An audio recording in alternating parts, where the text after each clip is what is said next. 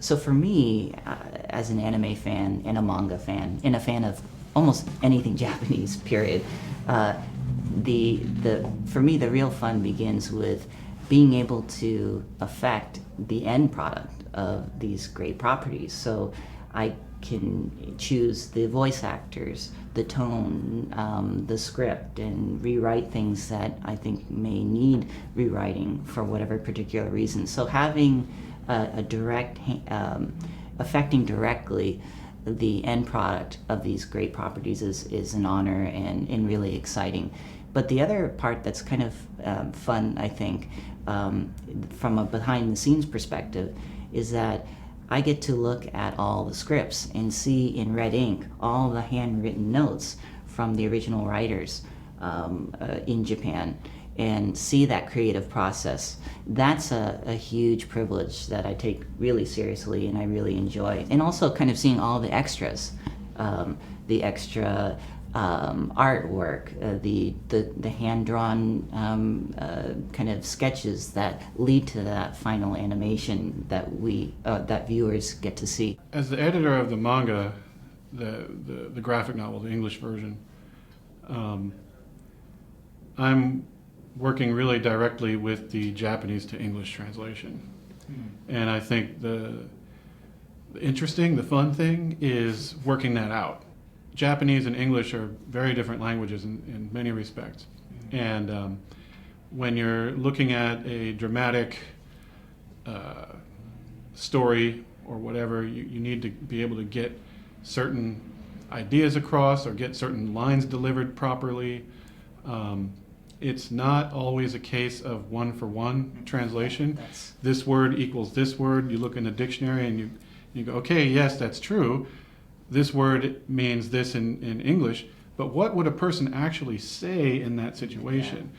So I'm constantly evaluating that in the script. When a character says something in Japanese, and I have the raw literal translation of that in English, and it may look really clunky or unnatural, and it's not really something that a native English speaker would say. So then at that point I need to decide, do I need to tweak that? Do I need to rewrite that in any way? I want to always try to stay as faithful to the original language material as possible. I want to keep it as close as I can to it, but at the same time I want it to be accessible and readable, and I want it to sound right in the mind of a native English speaker who's reading it. You can always tell when you have a really literal script. It doesn't flow right, it sounds choppy, it may sound odd, the characters say weird things. It's like, what's actually going on there? And then I can look at the Japanese and go, oh, okay, I get it. That's what they said in Japanese. What would be a more natural way to say that? That means the same thing. As Mike just mentioned, especially with Terra Formars, where the story isn't always linear and there are so many twists and turns. When you take that and add and consider the vagueness of the Japanese language itself, it creates a really unique, interesting, sometimes frustrating challenge of localization. And just as Mike said, it's part of the fun or enjoyment of localizing or translation is taking something that's so completely foreign and transforming it into something that English speakers, native English speakers, often will not for a moment hesitate to think, wow, this is strange. So the goal is to have the viewer completely immersed in the animation, at least when we're talking about in animation, so that when the viewer has finished watching the episode, the only thing in their mind is, wow, that was amazing, instead of, what did that character say? Why did he say it like that? It's like a blip on the radar, and it's very easy to tell. You don't have to have really any background in localization to pick out things that are unnatural. So the real challenge is to work through those difficult patches and make it completely seamless. And for me, part of, as Mike said, when he's working the translation, the Japanese into English for the manga, it's similar in the animation in some ways. And in others, I'm looking at the visuals, I'm listening to the music and getting a feel of the emotion from the characters and the intensity, and base those feelings off of the Japanese.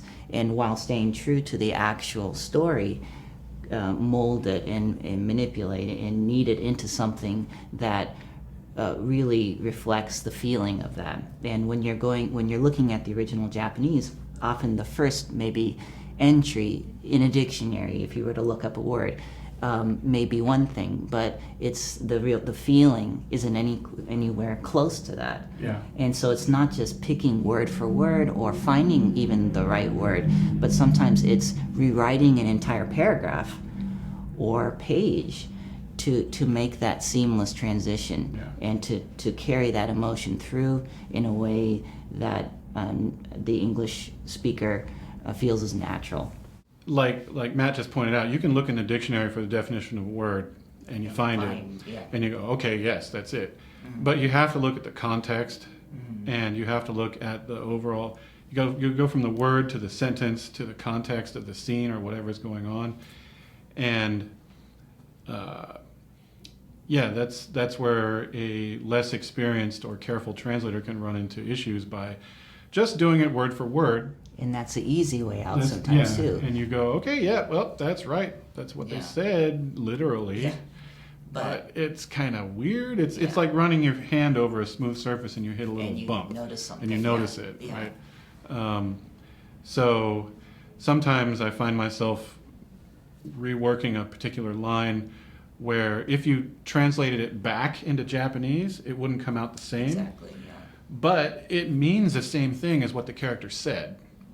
And that's good enough, and because it sounds natural to somebody reading it in English. I think to be a good translator, you have to have the courage to take leaps of faith. Yeah. And so it's an easy out.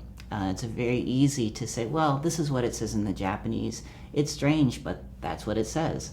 That's too easy to do. You have to be able to dig deeper and find what is really meant. Sometimes it can take days to figure it out, Yeah. weeks, and pull that out and write something that's enjoyable, compelling to the viewer.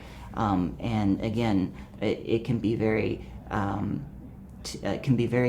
challenging and scary to come up with, to rewrite things.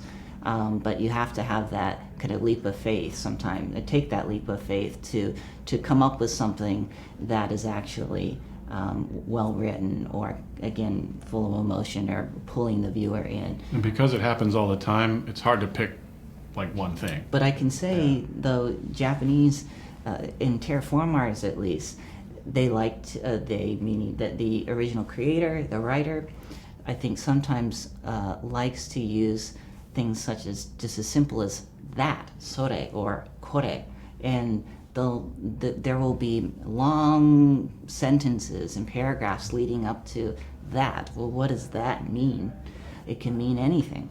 Yeah. It can mean anything that's in your mind. So in a way, it's Japanese. It can at times be very poetic and leave things. I think the Japanese, the natural way for articulating emotion for, I think, many Japanese writers, whether it be in literature or in manga or anything in between, is to leave things open to interpretation. Japanese is so contextual, based on context, that it lends itself naturally to these very open-ended questions or thoughts that just sort of trail off, that unfortunately for us, trying to localize this, it doesn't work in English. We can't always do that, and especially when you're thinking of lip flap or what's happening on screen visually, it doesn't always work. So again, taking a leap of faith or digging deep and taking days and weeks and months and collaborating I haven't got that much time. to figure out what that means.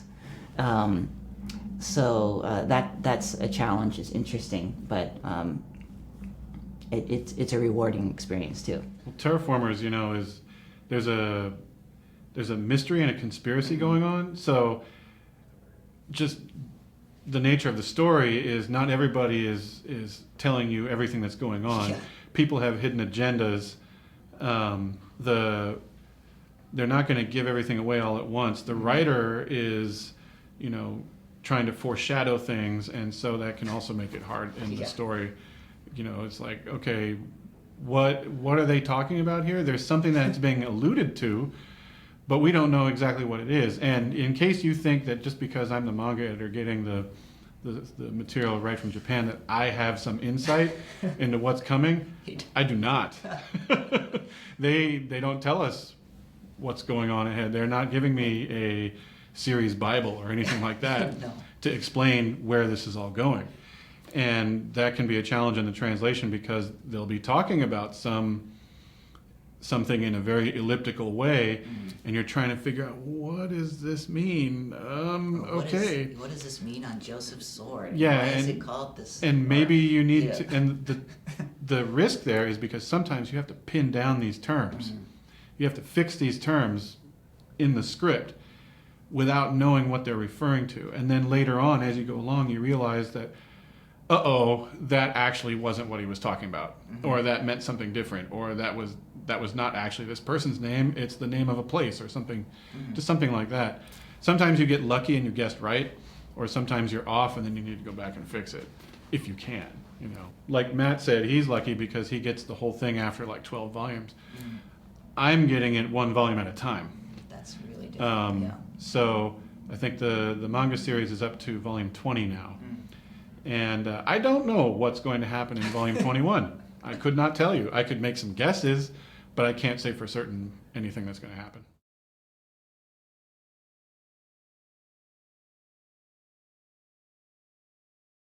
Yeah, I mean, I've been reading manga and watching Japanese animation for a long time, several decades now.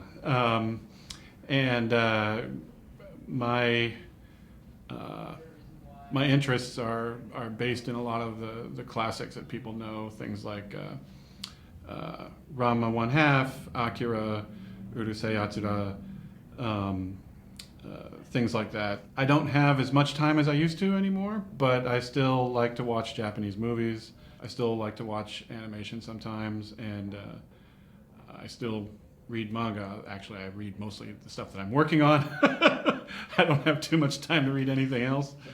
For me too, for decades now, I've been watching Japanese animation and manga in their original Japanese, so there's definitely that. But I'd say daily, I can't get enough of Japanese news. I'm constantly reading Japanese newspapers, Japanese news. I read Japanese manga, of course, but I also like reading Japanese literature, so Japanese novels. Journalism is something that's always been of interest to me. So, hence my reading of a lot of different types of Japanese newspapers. But I also like Japanese design, so I love Japanese architecture, Japanese modern design, pop culture, pretty much anything from magazines to novels to any other printed material I'm reading every day. I can't imagine my life without those things. So Yeah, I wouldn't be here otherwise. Mm-hmm.